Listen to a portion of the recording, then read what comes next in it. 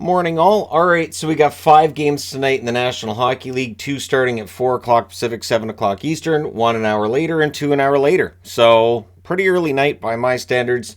Of course, if you're on the East Coast, still almost midnight by the time I get the recap up, right? Alright, so 7 Eastern, 4 Pacific start between Chicago and Ottawa. Yeah, I'm going way out on a limb and picking an Ottawa jersey today.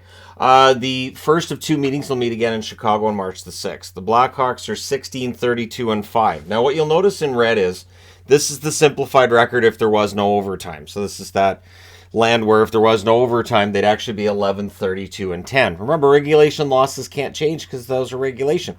So they're 24 points behind Minnesota currently, meaning they're that far out of the playoffs, so Chicago's not getting there. On the Ottawa side, they're 26-24-3. Their record, if not for overtime, would be 19-24-10. They are 7 points back of Washington. So if they really and truly want to be in this chase, they need to win this one tonight. It's important. And they need to maintain that momentum going forward. There's a lot of teams to jump over between themselves and the playoffs.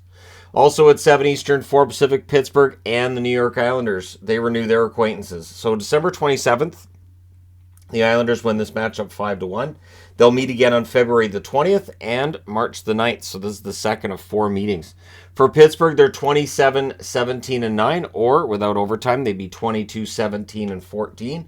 They're 9 points back of the New York Rangers. They're 1 point ahead of the Washington Capitals.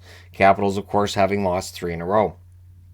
For the Islanders, 27-23-7. Without overtime, they'd be 23-23-11. They're 1 point back of both Washington and Florida. So Florida has pulled themselves into a tie. Washington still has a tiebreaker. But Florida absolutely could end up being one of the wild cards in the playoffs this year. 8 Eastern, 5 Pacific start between Dallas and Minnesota. This is the 4th and final meeting. December 4th, it's a 6-5 shootout victory for Minnesota. December 29th, a 4-1 win for Dallas that they enjoyed so much. They won by that same score on February the 8th. Dallas 30-14-11. Without overtime, they'd be 26-14-15. They're 2 points ahead of Winnipeg, who lost last night against Columbus. They're 8 points ahead of Colorado. So Colorado is quietly getting back into the hunt, maybe for first place, but Dallas can ward that off if they can get their game going. Minnesota is a team really needing to get their game going. They are 28-21-5. Without overtime, they'd be 20-21-13. 2 points back of the Colorado Avalanche. They're tied with Calgary. They have the tiebreaker on Calgary because they have the 1 game in hand on the Flames, but that is expended tonight, so they need to win this one against Dallas. 9 Eastern, 6 Pacific start between the Rangers and the Oilers. The Oilers won the first meeting in New York on November 26th by a score of 4-3. The Rangers are 32-14-8, and without the overtime, they would be 26-14-14. They're 3 points back of the New Jersey Devils, who lost in regulation against St. Louis last night. They're 9 points ahead of Pittsburgh. So pretty firmly entrenched in the top 3, but can they get closer to New Jersey? Edmonton, 30-19-6. Without overtime, they'd be 28-19-8.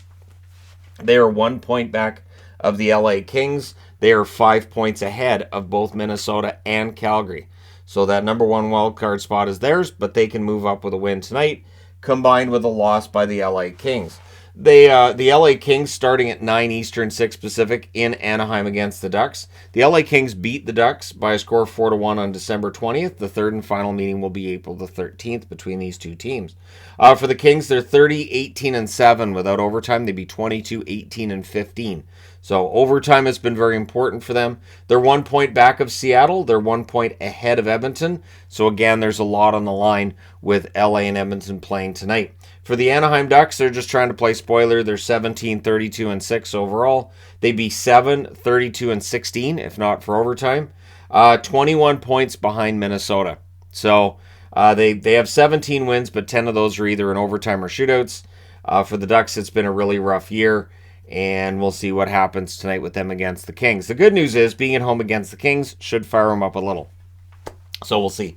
Let me know your winners in the comment section below as always. Don't forget to hit like and subscribe. If you're browsing your way through, you just happened upon this video. And hey, thank you guys so much for watching, for all your support. I will talk to you again soon.